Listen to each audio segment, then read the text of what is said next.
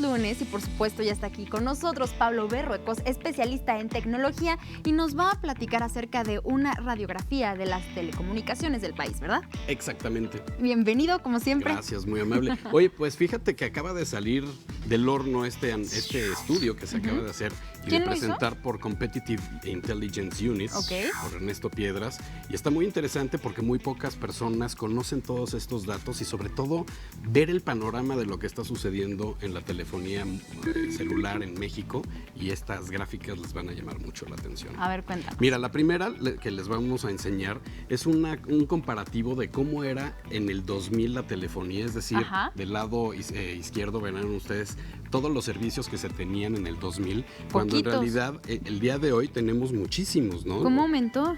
Por ejemplo, se utilizaba en el 2000 únicamente voz y algunos datos, bueno, más que nada mensajes, SMS, etcétera. Llamadas nacionales, internacionales, mensajitos.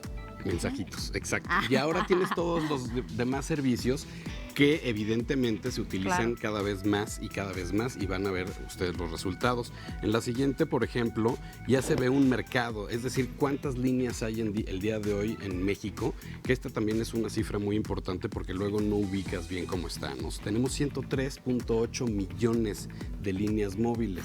Y ahí en la gráfica ustedes pueden ver quiénes son los que tienen mayor participación y sobre todo distribución en el mercado.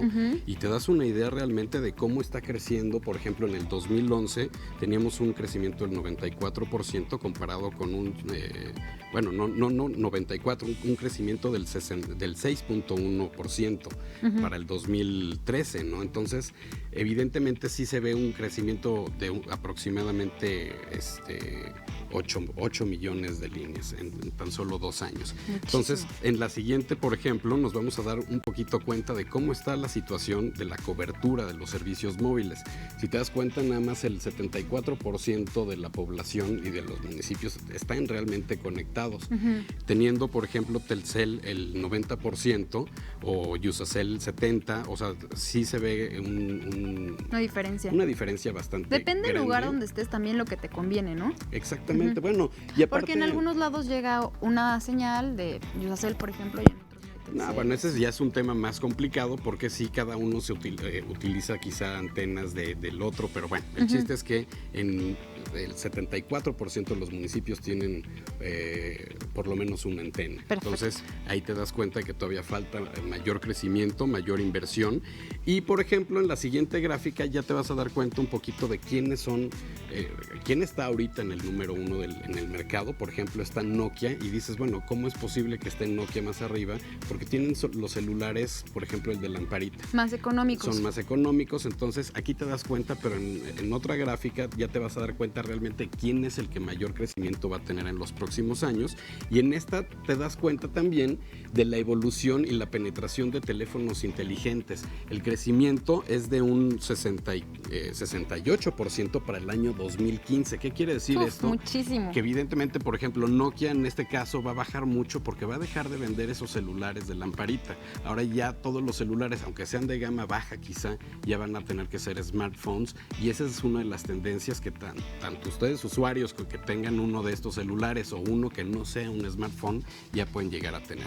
Y en esta gráfica ya es cuando te das cuenta, por ejemplo, la parte azul del lado derecho es el crecimiento que van a tener algunas marcas y la desaparición, o bueno, más bien la caída abrupta de varias otras. Por ejemplo, BlackBerry va cayendo porque ahorita están los rumores de si se vende o no se vende, de si es buen sistema operativo o no, pero yo creo todavía que puede llegar a tener un pequeño crecimiento si no sucede nada. Samsung subió muchísimo. Samsung está subiendo mucho porque tiene muchos celulares también, muchos smartphones, y por ejemplo, si regresamos nada más tantito al anterior, nos podemos dar cuenta que Apple con el iPhone, por ejemplo, se mantiene estable. ¿Por qué? Porque es un celular de nicho, es inspiracional, es aspiracional, más bien no inspiracional. Sí, como que la gente que lo tiene se mantiene y hay unos se mantiene, pero de todas formas, digo, es interesante ver cómo están creciendo algunos. Por ejemplo, LG también se mantiene, Nokia tiene un pequeño crecimiento, pero también hay que tomar en cuenta